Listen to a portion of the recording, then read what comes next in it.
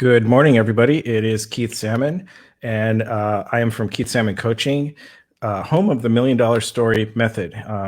This is the Million Dollar Story series, and I basically bring people on. And the whole reason that I bring people onto this show is to inspire whoever's watching to maybe take some action in their dream, vision, or their business. And I have inspiring people that come on and share their inspiring stories about how they got into their world that they're in right now.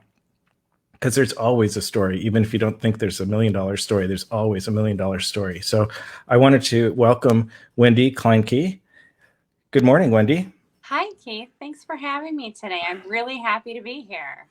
Great. So I love to talk about what people do, but I also, of course, love to hear about why they do it. And so I'm just checking one thing real quick. And yes, we're rolling. I just always want to double check because I've done that before, where all of a sudden StreamYard will do something crazy in the middle of something or whatever. Customer retention and engagement strategist. That's your title. It sounds really important, and I know it is. And for the people who are listening who may not know what that exactly means, why don't you just tell us a little bit about your business? Sure. So I help business owners to work with the customer, so their lead generation prospects that come in the door. I help keep those people with them throughout their whole life cycle. So the whole idea is to have customers for life. And in order to really do that, you kind of have to have a process and a strategy on ways that you can move them through your sales systems, that you can move them through your offers and keep engaging with those people over and over and over again. And those people can also help bring more of their friends and family in. So it helps with referrals.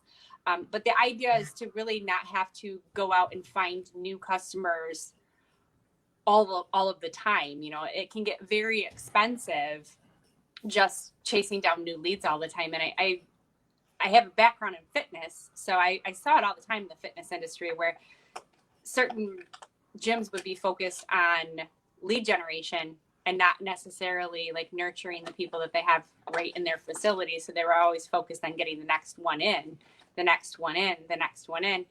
And the facilities that followed that method often failed. And they would be leaving thousands of dollars on the table just because they were focusing on only one aspect of how to run their business.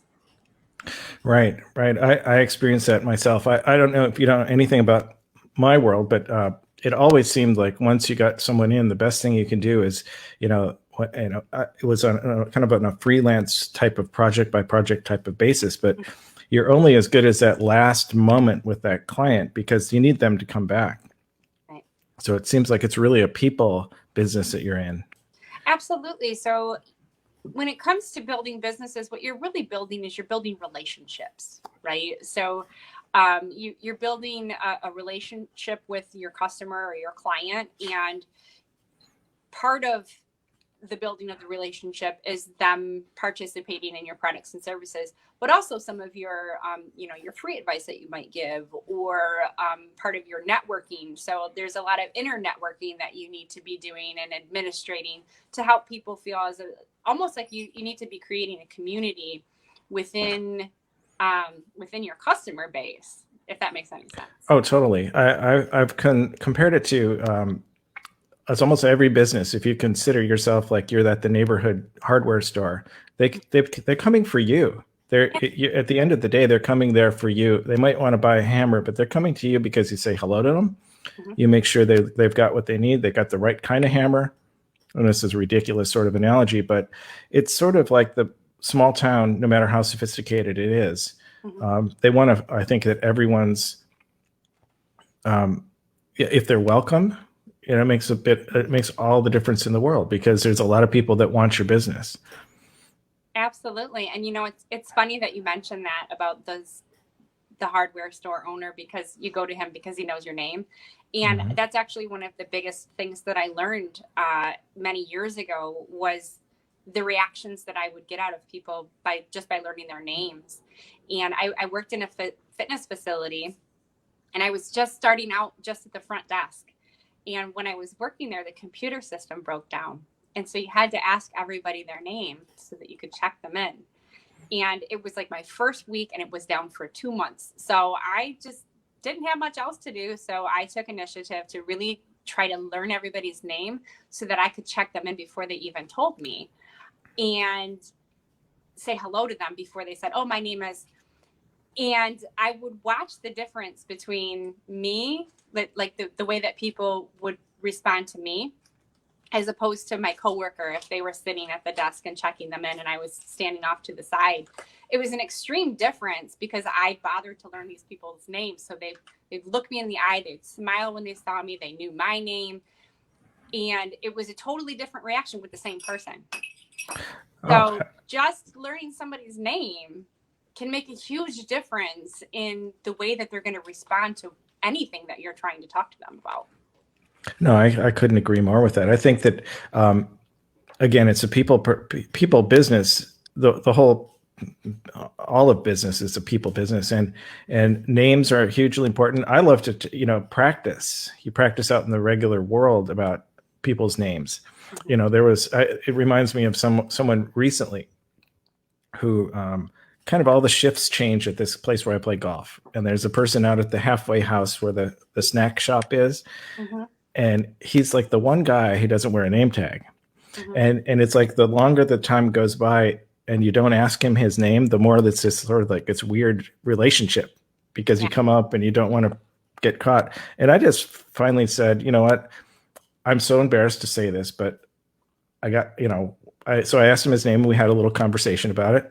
And it, like you said, it completely changed the way that we have a relationship. I mean, it's not like we're pals or anything like that, but I mean, it truly makes a difference. And it's just an example of what you're talking about. It's like, you can, you just make people feel like they matter. So, it's, as you bring that up, it does get kind of awkward when you know that you've been introduced to somebody and you've forgotten their name. And one way that I like to handle that is I will walk right up to them and say, you know what? My name is Wendy, and I'm so sorry. I've forgotten your name.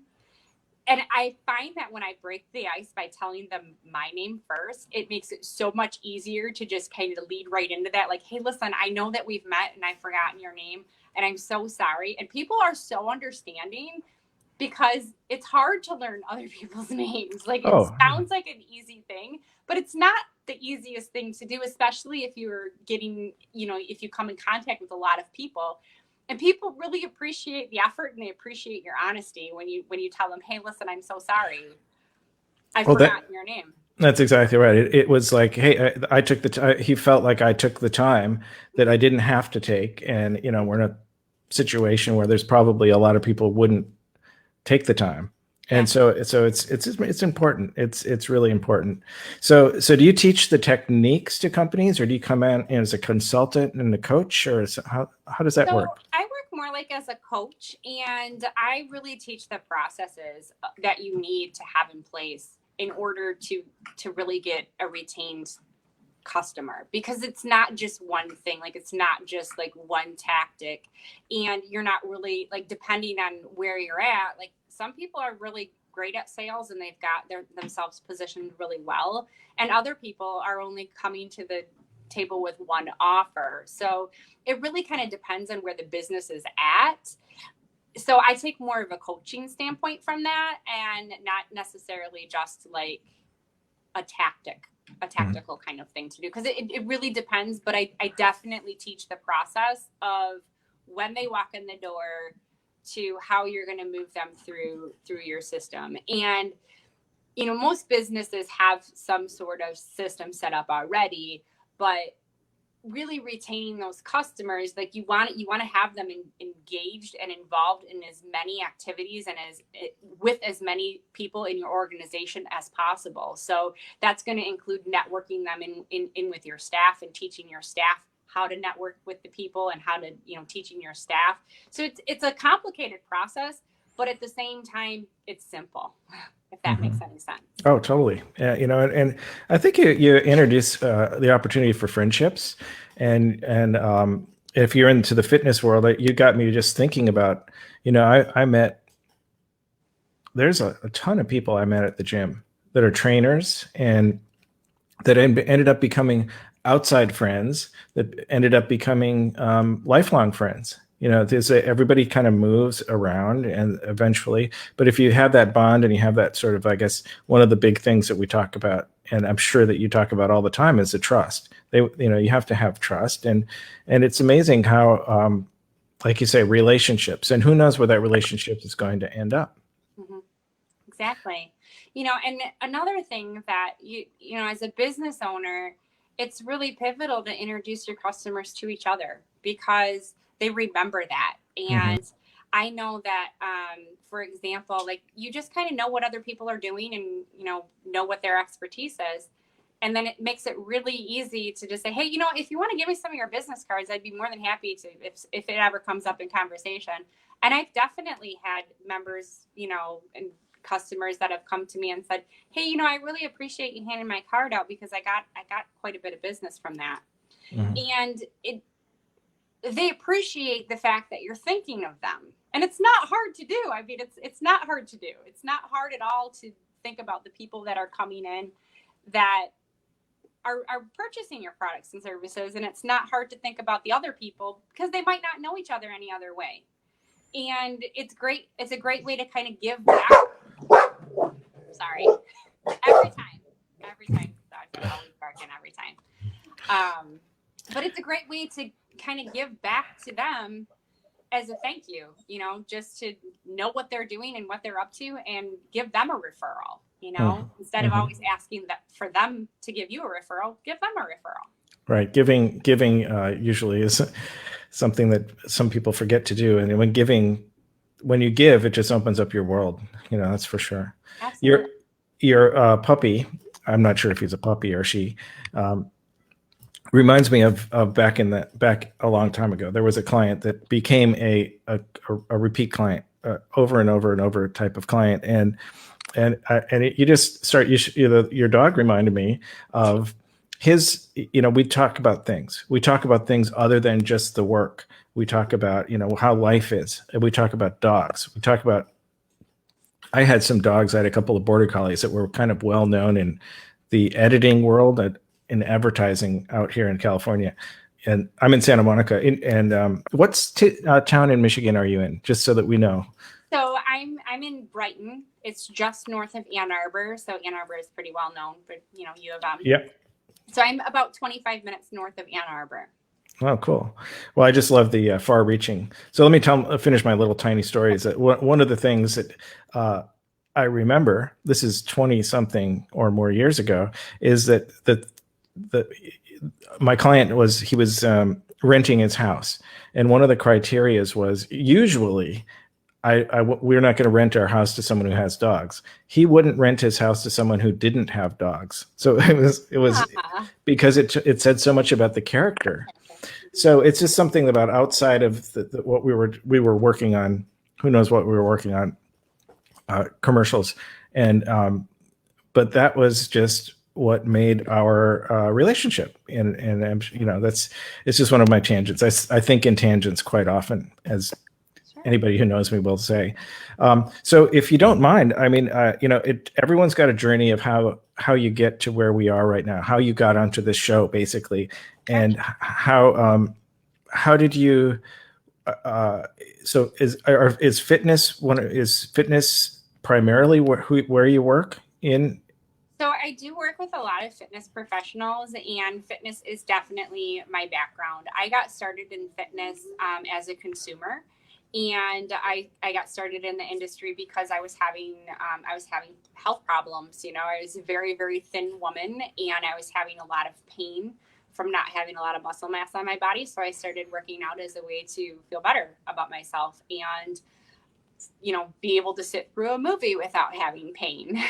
So,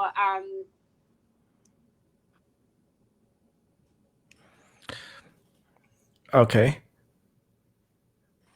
Am I getting through okay? Okay, you're back now.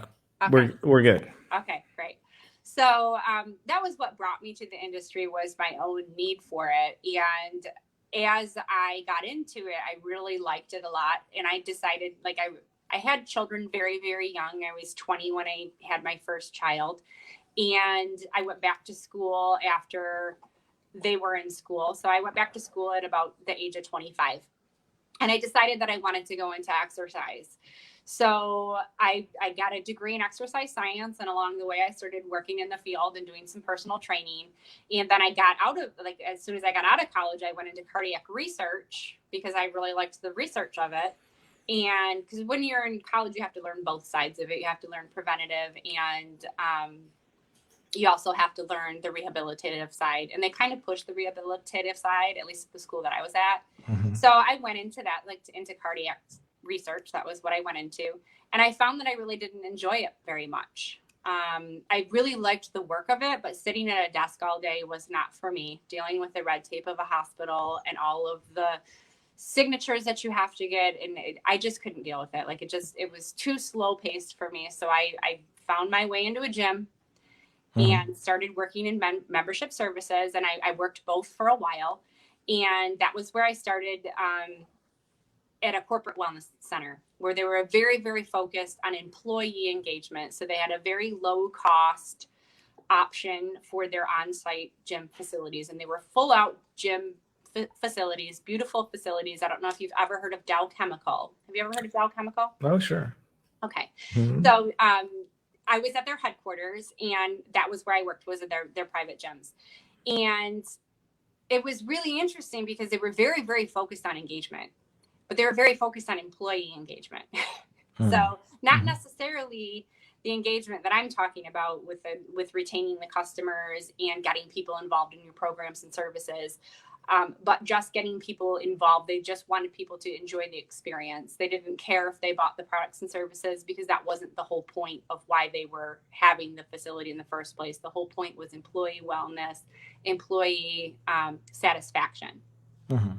But I learned a lot there about engagement, and I learned a lot about how important it is to learn people's names and to really connect with people, and the difference that it makes when you talk to them like they're a person and not a number.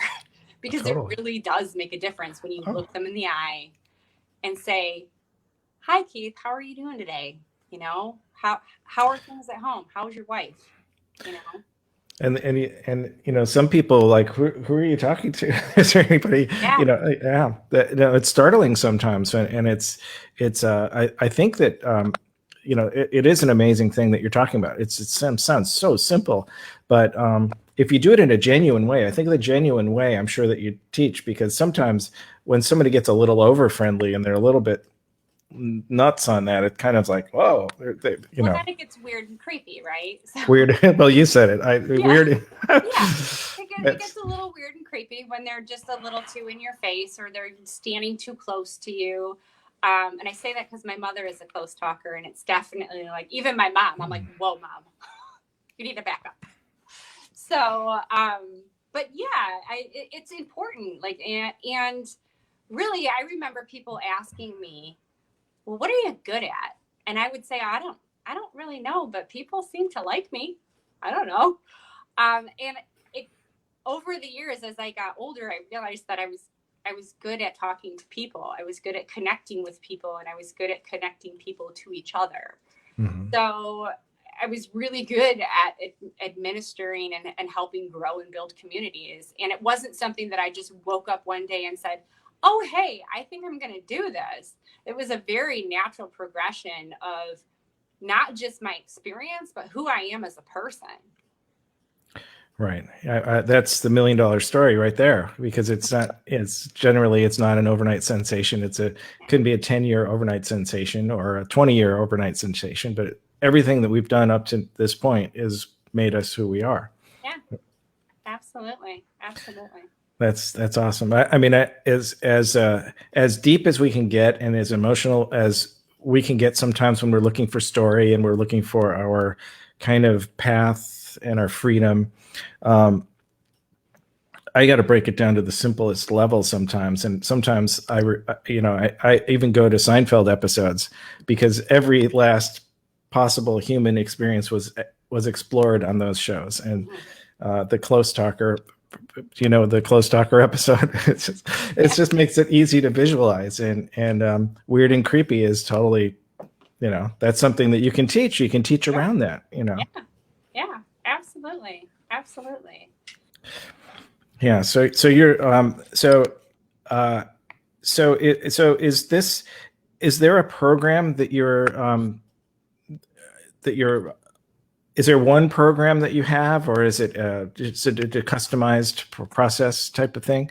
So I basically will get on the phone with them and kind of see where they're at, because a lot of times it has to be kind of individualized. So I have different types of programs depending on what they need. So for example, some people really need help with sales and onboarding. Like they get the lead generation, they have people coming into their facility, they even have people signing up, but they're not really engaging.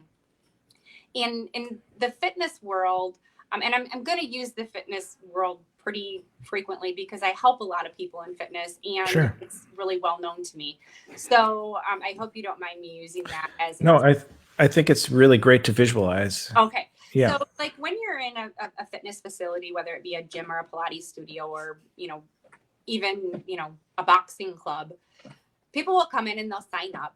And if you don't engage with them, you're leaving everything up to them for them to come back on their own. Well, part of the reason for going to one of those facilities is because they don't have the accountability to do it on their own or at home, or they don't have the equipment. So that's one of the number one reasons, is they don't have the accountability. So you also have to offer them an accountability component, right? So you need to offer them a class, you need to offer them a schedule, you need to offer them, a relationship with one of your staff. So that should be part of your onboarding system, is that you should be offering them some sort of way to engage with you. You should be telling them what their options are, and you should be following up with them and making sure that they know what they are, that they know that they're available to them, and that you've asked them to come and participate. So sometimes that will fall through the cracks, where people will come in and sign up, and then they won't come back to the gym, either because of accountability, like they're nobody's holding them accountable, or they're gym shy. So they really want to work out, they really want to exercise, but they're super intimidated by the people that are in there, and the equipment looks scary. So they really need somebody to hold their hand and to walk them through that. If you're not giving them that option, what's going to happen is they had all the good intentions of coming and, doing it on their own, and it doesn't work because their personality takes over, or their shyness takes over, or their procrastination takes over. So I actually see that happen quite a bit, where people will just fall right through the cracks. So even if they have the systems in place or they have the programs in place that people can participate in, people aren't participating because nobody's really asking them to. So sometimes that comes through where people have trouble with the onboarding. Sometimes they have trouble with the actual sales. They don't know how to ask for the sale. And it's very common because it's not something that's taught in school. So like a professional like myself, who's gone through a complete 4-year degree in exercise science, I had to learn sales on the job. And it's a huge part of it. Like if you can't sell, you're going to have to go find a career elsewhere, because it's based on sales. So you have to be able to sell. You have to be able to work with people on there. You have to be able to tell them what you do and how you can help them. So that is a very big problem in the fitness industry, but not everybody has it. So I don't necessarily have it as part of all of my programs, because some people really do know how to sell, but they don't know how to create the community, or they don't know how to keep people coming back. So they can sell and sell and sell, but they don't ever get people to re-sign. So they're not creating those customers for life. They're getting just a revolving door with their sales, with their training or their classes. It's the same thing as if they're still continuing to fall through the cracks. So they're missing out on some sort of customer satisfaction when it comes to their actual product. So it just kind of depends on where they're having a problem at as to where we'll start, if that makes sense. Oh, well, you can troubleshoot. Sure. Yeah, exactly. Some people have that strength, and I've had a few experiences where you talk about the even now, especially I'm not sure what it's like in Michigan exactly, but the Los Angeles County is pretty weird in terms of fitness and opening and what's available. And there's some places that are outdoors sort of open air, sort of like restaurants or like gyms that are sort of like have the restaurant rules. They can be outside and they can be distanced and things like that. So I became over time a hot yoga person, and that's been pretty much just pulled right out. So I've tried to do virtual classes as much as I can, and it's tough. It's not the same that, I come back for that community, but it's like running a 10K every day when you go to a yoga class. It's like an energy, and they have some pretty good customer retention. They want you to keep coming back. But then there's one place just right around the corner. I don't want to throw them under the bus, but maybe I will just a little bit. But they've put up this wall. They want you to come. I know in their hearts they want you to come, but they make it kind of an old school approach in terms of the sort of like it's almost impossible to find out how much the cost or investment is in their programs. It's like this like kind of puzzle, and it's like, well, this is too much work. I understand. And I drive past the place every day, but they could use someone like you to help them, because I think you said it really, really well. The people that are, honest to God, the yoga experience going into a class like that was a huge, for me, was very difficult because, like gym shy is a really great word for it. You get gym shy, and so this other place around the corner is totally gym shy. It's like, and so if you're going to make it difficult to come in, you're going to keep people from coming in.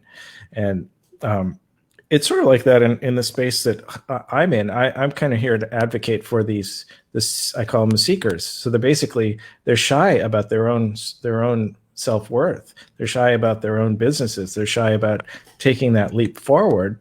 And that's kind of the reason that I asked you about how you got there, because people sometimes, when you had those kind of epiphany sort of like areas in your life, there's choices there. There's consequences to going this way or this way. And I mean, consequences can be good things. They don't have to be consequences. Sounds like a negative term, but you go this way or that way.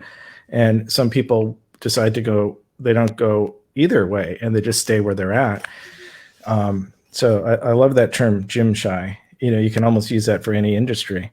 Well, really, and it's really a big thing where people can get super intimidated by a number of different factors. So it's really important that regardless of what kind of business you're running, you really understand like people in general, that you understand that there's different personalities that are coming into play, and that those different personalities are going to be affected by the situation.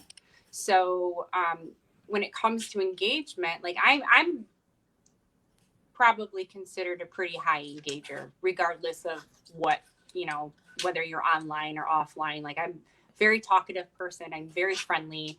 I'm really happy to get to know everybody, and I will participate in things online.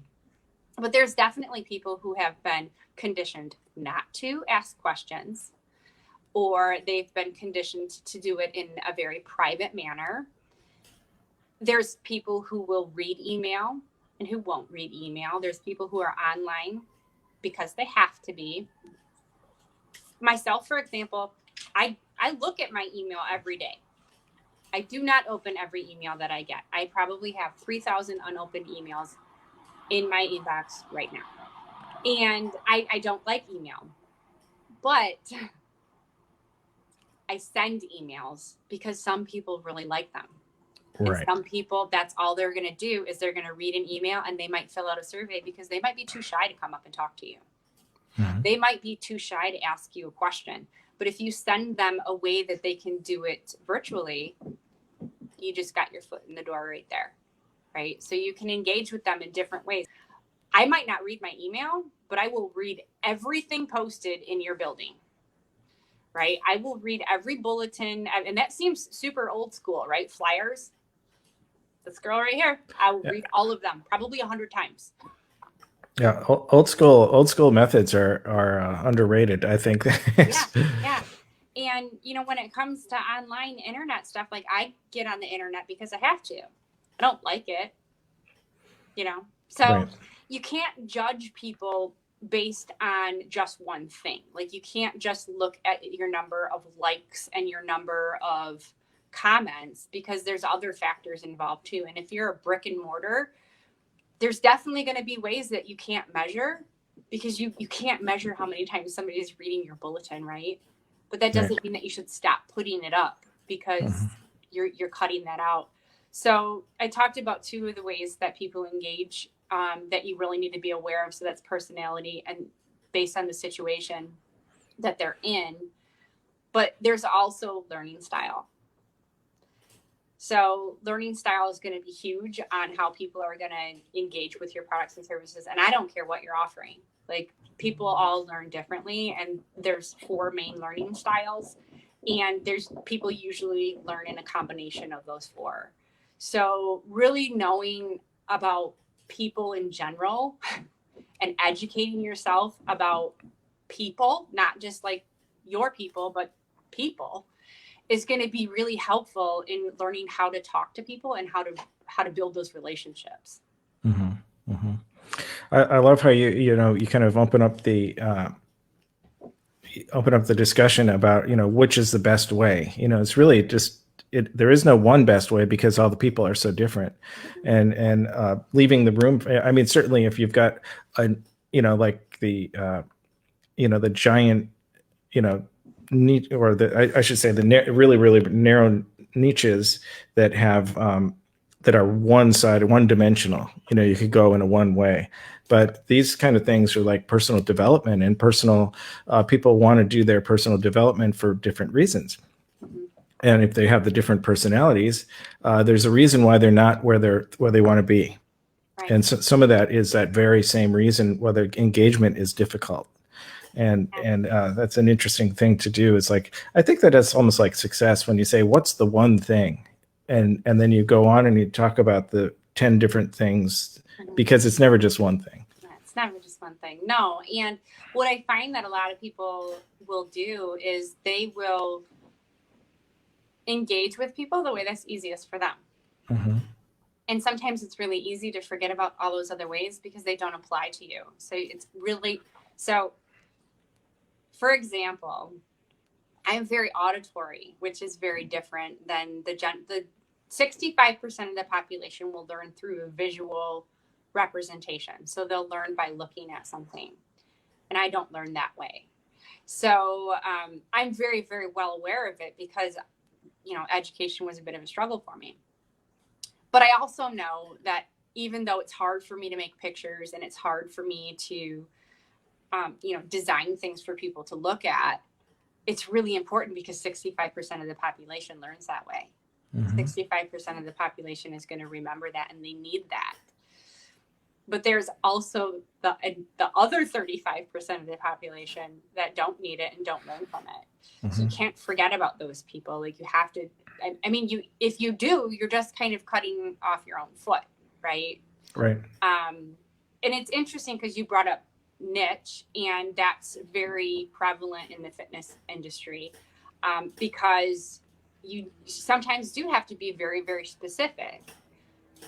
But it gets complicated because, like, say, for example, the gym you're talking about that just doesn't allow anybody to hear their pricing. Well, maybe they only work with corporate people and they don't want people that are going to care about pricing. Well, okay. But here's the thing, is corporate people might care about pricing for different reasons. Like, not because they don't have the money, but because they have a commitment issue and they don't want to invest a whole bunch of money if they know that they're not going to commit. So sometimes it's not always about what you think it is. So that business is, regardless of whatever reason that they're cloaking their prices and they don't want people to know their prices, or they're making it very hard to, enter their business. And who knows? Like, maybe they just have like celebrity clientele and they only want special. Well, I will say that, I'll take responsibility for part of this, because I know how it works, and I could, like you say, cloaking their prices.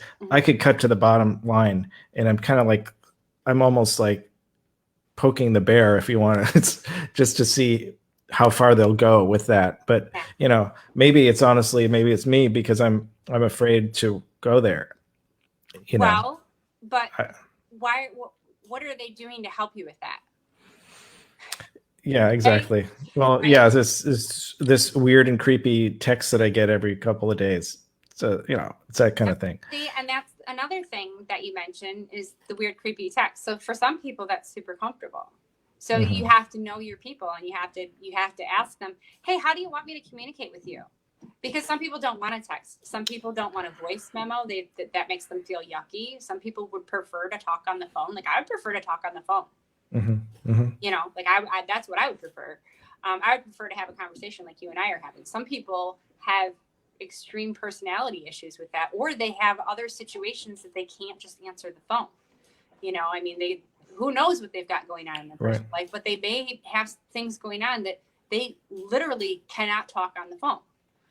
So they need the text messaging. They need to have the back and forth that way. So if you're not asking these people, how do you want me to communicate with you? You're assuming a lot and cutting people out because you might be creeping them out with your consistent text messaging strategy that doesn't really work for them. Honestly, that would be a really good method, a good suggestion for them if they were open to hearing it, would be to say, if I would have gotten that question, and who knows, maybe I did, and I can't remember because I felt a little intimidated. But that's a good, if you're asked that question, then you've been given that option, and it's just such a simple thing. Yeah, and that goes right back to, like, I know I mentioned earlier, and I don't know if I was super clear about it, but your onboarding process should absolutely include obtaining feedback about how they want to connect with you and about how you can get in touch with them. And you need to be getting as many pieces of ways to contact them as possible. So you should be getting their address, you should be getting their phone number, their email, their Instagram handles, their, all their social media. If they'll give it to you, take it. Right. Because some people, like my daughter, does not open her text messages. She does not answer her phone. But if I go on social media, she will look at it. Right. Right. So where I am bad with opening the emails, she's like that with text messages. I'm like, how do you have, 700 unread text messages? And she's like, I don't know, Mom. I look at them, but I just don't always open them. I do the same thing with my email. So really getting that information and communicating with the people, right? So communication is talking and listening. Right? And the feedback is the listening. So you have to know how they want to communicate with you. If you want to engage with them, you need to know what's their method, right? Right. Exactly. Yeah. It's interesting. When you said auditory versus visual, my background in advertising and filmmaking is very visual. However, it's where I come at it from the story angle is that I've had people come in. I've done this a million times where it's a complicated story in film editing that I would tell. That's not what my coaching program's about, but it's all rooted in my history in that. And I would have people come in from the ad agencies or directors or however it was, and I would ask them to close their eyes while I quote unquote showed them the edit, because I wanted them to feel it and to experience it, because that's where it's at. The story is at what that message is. The visuals are there. If there was nobody speaking, of course I'd have to show the visuals, but it's all about the emotion of the music. It's emotion of the person speaking. It's the nuance of the inflection, like you talk about how you talk to people, and how actors, the reason that commercial actors do like 30 takes to do one line is because the inflection is so microscopically important. And it just made me think of that, because auditory is everything. And if you have the most beautiful pictures and the voice and the music rubs you the wrong way, you don't get it. That story is shot. So I couldn't help but think about that. It's like how many times someone would come in to see the edit, and I'd make them shut their eyes. They didn't understand what I was doing until I did it. And they go, I get it. I feel it. I love it. because I could change the pictures all you want, but if the story is right there. Sort of like if we do, our if we do a presentation, or if we do a even a meeting, you've got to be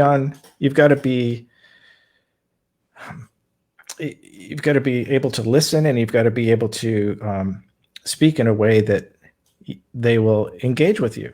You don't want to, I'm responding to all that you've said, because you've said so much about the importance of what you do.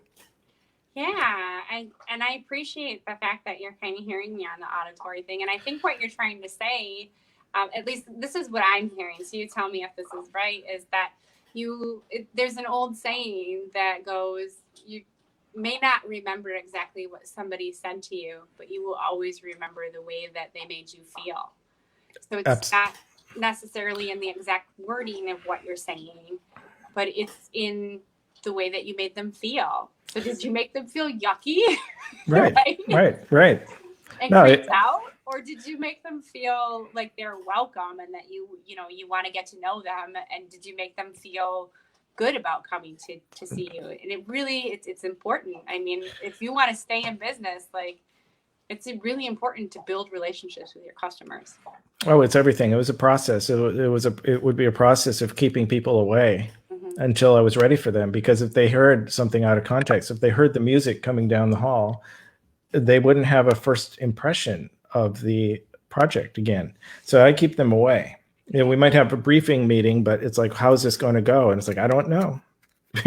Because they came to me for that vision and for that point of view. But yeah, you're right. It was all about how I made them feel, because in the revision process, if you will, it's sort of like if you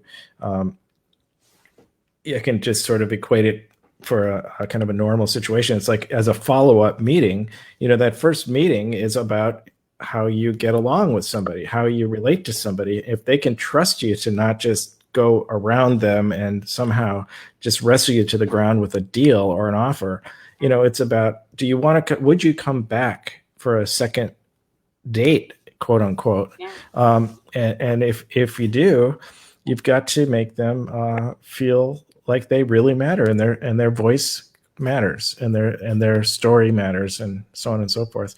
It sounds to me like you really enjoy what you do.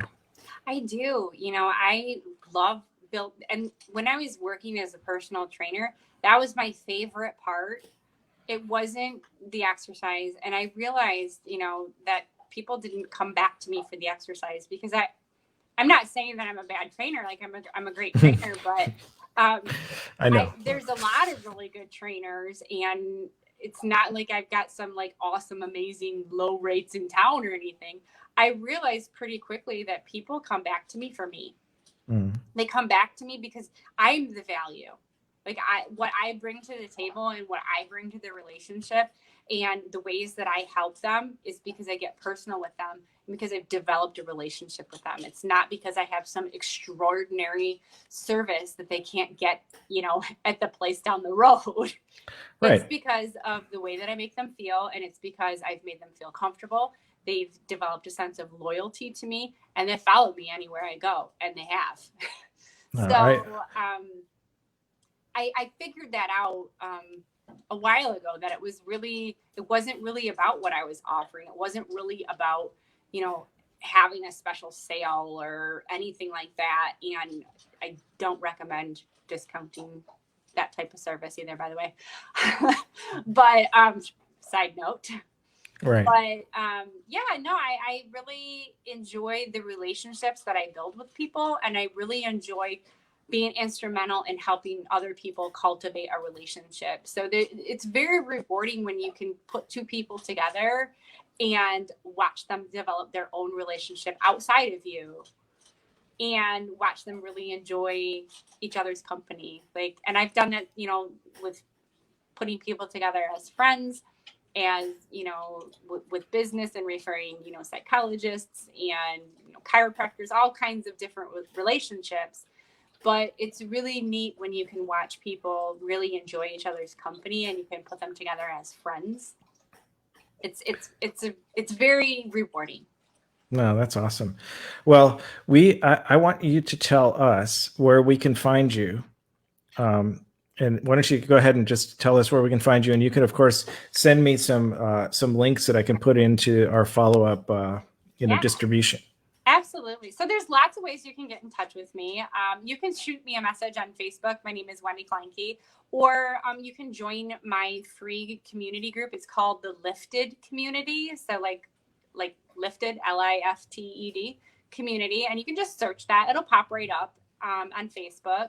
So that's probably the easiest way to get in touch with me. I am on all social media platforms, and searching my name will come up pretty much everything. And I'll give you the links, but I have a pretty uncommon name.